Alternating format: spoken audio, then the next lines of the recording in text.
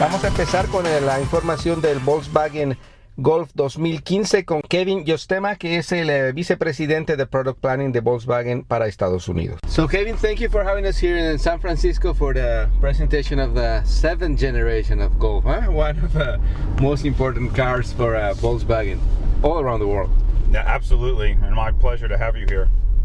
Yeah, so 40 years of Golf, 7 generations, a lot has changed and not really, because this keeps being that fantastic car that is pretty much everything in one car. Performance, utility, and all those kind of things, design. Absolutely. I mean, we're just pulling on the best of what it has had since its very first generation. The versatility with the cargo room and the hatch design, the offering of 2 and 4 doors, and most importantly, some of our most advanced powertrains that we have globally are represented in Golf. Yeah. So the Golf, when it debuted, it was basically kind of a replacement for the Beetle. And now is it the most important car for Volkswagen in terms of sales, or the Passat and the Jetta you sell more of those? Globally, Golf is definitely, it represents Volkswagen. Here in the United States, our portfolio, as we continue to diversify it, Jetta is our highest volume right now, but Passat is clipping on its heels once we have introduced that, and now we're selling over 10,000 of those per month.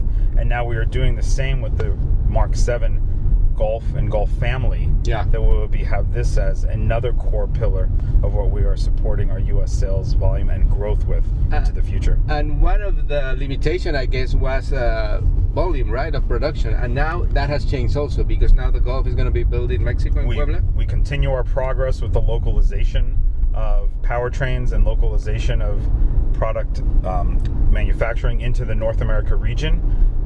Next wave is another $7 billion of investment. Part of that investment is covering the expansion of production line in Puebla to build Golf and GTI, and also the continued increase in output of the new facility in Silao, Mexico, for the core powertrains here, the 1.8 TSI and the 2.0 TSI. Great. So the new Golf, it comes in 6 different variants? Well, we first have our 3 powertrain variants for Golf and GTI. So there's a 2.0 TSI, the latest generation of that in the GTI. We then have 2 powertrains in the Golf, which is again the newest generation of the 1.8 TSI, and the new generation of our TDI Clean Diesel, which has an additional 10 horsepower now.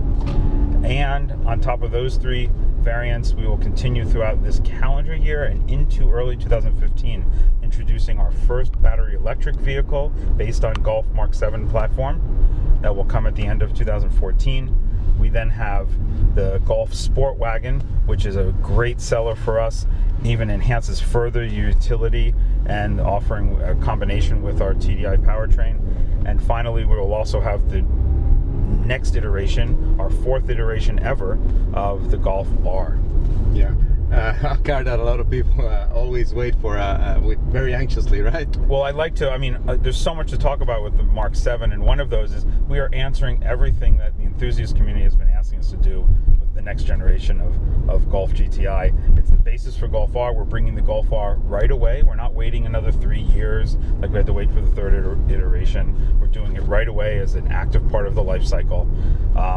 We are offering now for the first time an optional performance package on GTI. On top of the 2.0 TSI engine, you can get an additional 10 horsepower, larger brakes front and rear, and a unique limited slip differential. We call it the VAQ internally, that helps put some of the power to the outer wheel when going around turns. The powertrains will also continue into the Sport Wagon offerings as well. Yeah, and one thing that I don't know if I missed, but there was a Golf Cabrio at one point, right? There has been in our history, both here and there exists now in the global portfolio, a Golf Cabrio, yes. That is based on the 6th generation Golf. Yeah. So, but no plans for that for now? We have our convertible presence. The convertible segment has really shrunk quite a bit here in the U.S. After 2008 and the kind of economic downturn. Mm-hmm. And that's the one segment that has had no recovery. It's still at very low levels. So our focus in the convertible area is our Beetle convertible, also coming out localized in North America, and all of the 3 powertrains you can get that with. It's the only TDI convertible available. And we also have the end of our life cycle going on with the EOS. The only hardtop convertible with a sunroof. We are still selling EOS and look forward to you're covered in the convertible segment. So going back to this, now we're driving the diesel, the TDI. And this is a fantastic new technology. I mean, we're like driving, doing the interview, taping it, and we don't hear any external noise or anything, especially with some idea that some people might have with the old diesel engines. Nothing of that here. No, and the drive performance of our TDI Clean Diesel is fantastic. The torque we get with 236 pound-feet of torque, it's equivalent to driving a V6 or something in terms of the driving feel, the seat of your pants feel. And now the new generation gets an additional 10 horsepower. The rating is up to 150 horsepower for the powertrain, and it is as smooth, as quiet as our normally aspirated 1.8 TSI, as you point out here. We don't. And so with the diesel, you get almost the equivalent performance in MPG as almost like a hybrid, right? Oh, absolutely. I mean, the new powertrain has a +1 combined highway and city rating of 35. That's up +1 from the prior model year. And on the highway, you get 42 miles per gallon. Depending on the platform that the TDI powertrain is mated with, we also get on 43 with the Passat. And depending on the tank you have, it contributes to incredible range for your car, the amount of time in between fill-ups. And that's where it's not only comparable to hybrids, but even better than hybrids, because hybrids usually have a compromised smaller tank for the gasoline. So the range of a TDI is dramatically larger than hybrids. Okay, and talking about another different range, price range, so you can start, you have a special edition for to launch the 7th generation, and then what's the range of prices? That's one of the things I'm most excited about for the TDI powertrain. We're bringing a new trim level offer for the launch of Golf, an S trim that starts at $21,995. This is almost $3,500 lower starting price for our TDI powertrain on the Mark 7 than what we had with the previous generation. On our TSI, 1.8 TSI engine, we are also bringing for launch an entry point of $17,995 for a two-door manual. That's really low. Which for the category and versus competitors, it is a strong statement and really helps define how we continue to lead this category, the A hatch, the compact hatch segment. Yeah, and then what's the most you can spend on a new Golf? With the Golf GTI, it goes up to $30,695, on top of which you can put that performance package that I mentioned. We also are excited to bring for the enthusiast community, you can get a Golf GTI with DCC, adaptive damping. So we haven't left anything from our global technology portfolio off of the offering of the Golf in the US. And so stops like 35, and you get like fantastic top. You can also put on with those two performance issues put on top, and then plus you can put the bi-xenon lights on it on the front, as well as the driver safety driver assistance systems.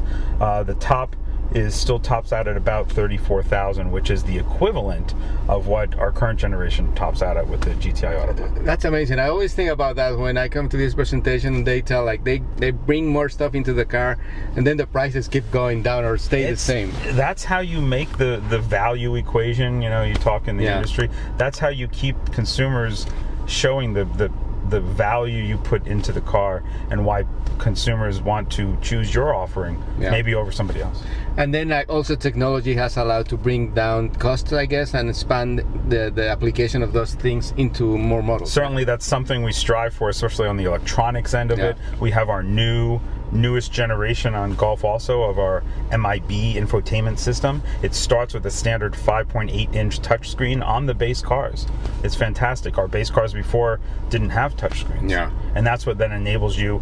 It's not so much the cost comes down, but what you can do with that system lets you do more and more. We have rear view cameras can be on every trim level. We have other types of car information that can be shared over it. Bluetooth, of course, is standard and has steering wheel controls. This car has a new steering wheel design. That's not something necessarily cost down, but it has much more functionality and capabilities. And then this is where the first impression goes. So if people start touching it, we have piano black trim accents. It looks rich from the start. It's not a cheap plastic wheel. Absolutely. Well, thank you very much, Kevin, for your time and the opportunity to drive. And I see here you have all the generations of all Golfs. So that was one of the funner projects of the last half of the year in my job and my teams, was helping our communications department find one representative of all 6 prior generations, from Mark 1 to Mark 6 of the GTIs. So a little bit of a history lesson here driving. Yes. So well, please enjoy them. Thank you very much, Kevin. Thank you. Este programa fue una producción de National Latino Broadcasting.